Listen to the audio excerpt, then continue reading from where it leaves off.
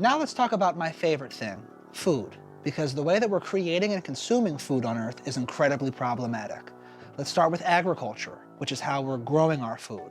Right now we're using these intense machines and these weird chemicals that grow as many crops as possible for as cheaply as possible, not really taking the environment into account. As a result, it's a very pollution-heavy business. There's tons of carbon going into the air. There's tons of greenhouse gases going into the air. There's pesticides that are killing the soil. And when that stuff happens, other species are affected, like butterflies, bats, bees. Believe it or not, those three creatures actually pollinate what scientists claim to be nearly a third of what we eat.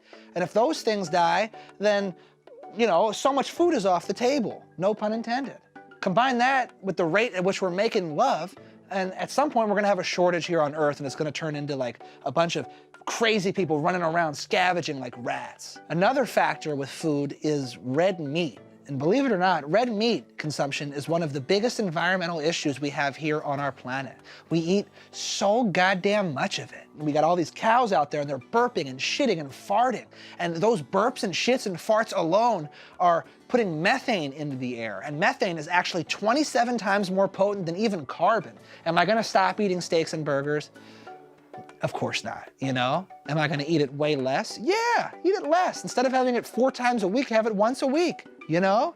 I don't have it 4 times a week, but I'm from Philly. I eat so many cheesesteaks. Ugh.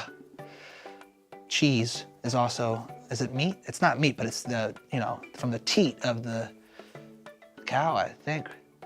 And it's all, you know, the circle of life, so. If you wanna learn more, click learn more.